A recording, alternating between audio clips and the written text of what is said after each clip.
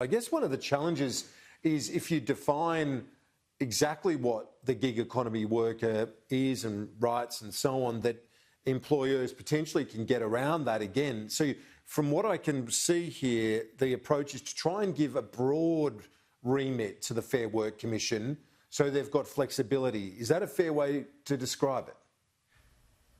That's completely correct, Kieran. What we're doing here is effectively giving the Fair Work Commission the same level of flexibility that the platforms have. And that way you will be able to have a situation where, it's not identical always to a straight employment situation, but we certainly shouldn't have a circumstance where we're seeing the deaths from people being under pressure that we've seen, but also, just put it as simply as this, you had people being, in that story that you just ran, a quote of people being paid $10 an hour. The minimum wage in Australia is just under 20. So we've already decided here's the minimum amount that people should be paid. And we're in a circumstance where, for a section of the workforce, that's being completely undercut. And somehow it's legal because we're defining them as contractors. Like, I get that someone will be a genuine contractor if they're running a business might be through the vehicle that they have. They may be dealing with a multitude of clients, and there's some independence that comes with that. But really, someone on a second-hand bike running red lights to try to make sure they don't get in trouble from the algorithm and they get food in on time, that's somebody who is highly dependent. And if it's not identical to what we'd normally consider employment, we need to make sure there's a level of protection. So can you give us an example, where that latitude might work for the Fair Work Commission, for an Uber driver, Deliveroo worker, in terms of ensuring minimum pay and standards at work? Well, it'd be very much up to the Commission, and there's one of the things that I think we need to recognise, most people, when we think about the gig economy, we think about the apps that we might have on our own phones. So we'll think of Uber, we'll think of Deliveroo, we'll think of Airtasker. But most people don't know that a huge section of the care economy, including the National Disability Insurance Scheme, is now run through the gig economy, where the amount that's being sent by the taxpayer for work to be done is not in fact reaching the worker. So this has really been insidious the way it's gone through the economy, but you will end up with a range. And when I gave that description before, Kieran, where I said, there are some people who clearly are independent contractors, who clearly, don't have dependency on a single business. There may be, you go back a couple of steps from that, and the Commission might say, well, superannuation's appropriate here, but nothing else is. There might be another step back where they say, well, we need to have some limited leave entitlements here, or it might simply be to say, if we have rates as low as what a company's paying, then that's actually dangerous for the roads. So you'd give the Fair Work Commission the power to look specifically at what's in front of it and come up with sensible answers. Because the other thing, and I know it's easy for us to just blame the platforms, but until there's some level of regulation, the risk for any of these companies is if they do the right thing, someone else will just turn up on a platform and undercut them. And take the work. So does it mean we have to pay more? Does it mean we have to pay more for, order some food to home, instead of paying $4 for the kid on the delivery bike, that you're paying more for that service? I don't think we should pretend, and I wouldn't want to be so alarmist as to pretend that every transaction involves exploitation. You will find different platforms at different times of day where people are being paid appropriately. You will find that.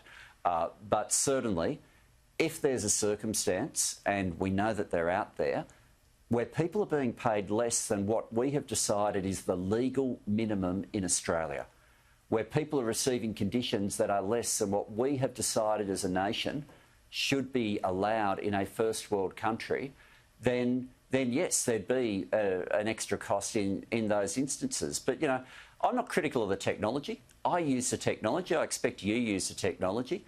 But 21st century technology doesn't need to come with 19th century working conditions. No, it certainly doesn't. And I guess fundamentally, though, through the Fair Work Commission, you're not you don't want to preempt anything that might happen if this policy's to be implemented if you win government. But do you see basically a situation where we just have to pay more, to fundamentally make it viable for people to do this and live?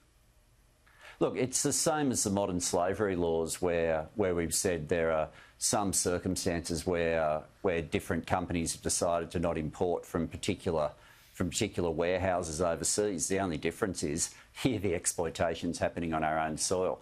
But I wouldn't get alarmed about massive shifts in price or anything like that. But certainly on those times of the day and those platforms where people aren't being exploited, nothing will change. And where there are circumstances where people are being exploited, they're running risks and dying on the roads, where they're being paid less than what the legal minimum is, then, yeah, as a country, we've decided that we don't want that to happen on our soil, and we're willing to pay to be better than that. The other part of the speech that I'm interested in that jumped out at me is the idea of portable entitlements for those in insecure work. So say someone has sick leave or annual leave entitlements accrued with one particular employer, they've moved on to another contract or something. How can you take a portable approach when you're moving to a different business? Can you give us a sense of how that might work? Yeah, look, there are some industries where these schemes already exist, and certainly all we're announcing tonight on that one is that we'd be consulting with the states and territories to work out what might be practical, what might not be. It comes out of the problem that we've seen during the pandemic, where when people don't have leave entitlements and they're working so many multiple jobs, it has created public health challenges. It's created a whole series of extra problems, and insecurity for the worker has actually created problems for the whole community. So, but on that one, we're not announcing that there's some national scheme or anything like that. That's simply the beginning of consultation with the states and territories. The other one, if I can just mention, because I know you've got limited time, but the same job, same pay principle that's in the announcement tonight is huge. That effectively what this means is labour hire can be used for the proper role of labour hire, dealing with surge workforces, things like that. But it can no longer have a situation where labour hire or outsourcing was being used to simply undercut the wage rates that are lawfully imposed at a workplace. It's ridiculous and unthinkable in most parts of the world that in Australia you can have a full negotiation, it can be agreed and formally registered as to what the minimum rates of pay are at a particular place of work, and then the employer can just get a labour hire company to come in, and because it's technically a different employer, it can radically undercut, and you end up with two people working side by side where the person employed by the labour hire firm is earning radically less and earning a wage that would otherwise be unlawful at that workplace. You don't have to go far in a number of sectors, including construction and mining, before you see what a change this policy would make in ensuring that wages are not undercut. On the Industrial Relations Bill, there is a measure to crack down on wage theft. I would imagine Labor would be supportive of that initiative. So will you be looking to try and compromise with the government to get that, at least that component, through the Parliament? You don't like other elements of its industrial relations law. Will you negotiate to try and at least get the wage theft measures through as law? Well, look, at the moment, the only way to get to that part of the debate is to vote in favour of a wage cut. And there's no way that we're going to be voting in favour of Mr Morrison's wage cut. So, whether we get to that part of the debate, I don't know or not. That's sort of on the heads of the government, because we've made clear from the start, at no stage will we be supporting legislation that allows every single penalty rate and allowance to be cut, and where you suspend the safety net, the better off test for workers. But can I also just add on the wage theft example, the legislation isn't actually as straightforward even on wage theft as what the government would want you to believe. I'm in Queensland right now. In Queensland, those Commonwealth wage theft laws would override laws that are already here and would mean that protection for workers goes backwards. And employers who steal wages will become more likely to get away with it than they are now. The same goes in Victoria. So the way they've drafted it, in some parts of Australia it is an improvement, but certainly where I am right now in Queensland or in Victoria, it would actually take people backwards. So even if we get to that point of the debate, there'd be some heavy amendments.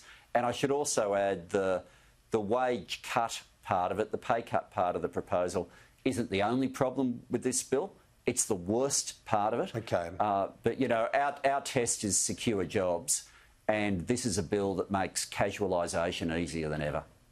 Just quickly, we're going to go to Christian Porter in a moment, the government spokesman, minister on this, but he says that the Labor Party efforts to give entitlements, new leave entitlements and so on to those that currently don't have them will be a $20 billion tax going to redistribute tax from business into new forms of leave entitlements for 3.5 million workers. He says it's going to be an extinction-level event for tens of thousands of businesses. What do you say in response to that?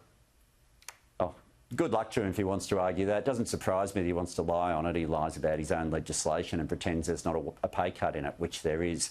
But that exact issue that you just said he was going to want to go hard on is the one where I told you all that we've announced on that is that we'll be consulting with the states and territories. How he arrives at a $20 billion figure on that, I reckon it's a fair bet he's making it up. But, you know, if you call him out on that, he'll make something different up. I'm not surprised it's the way he behaves.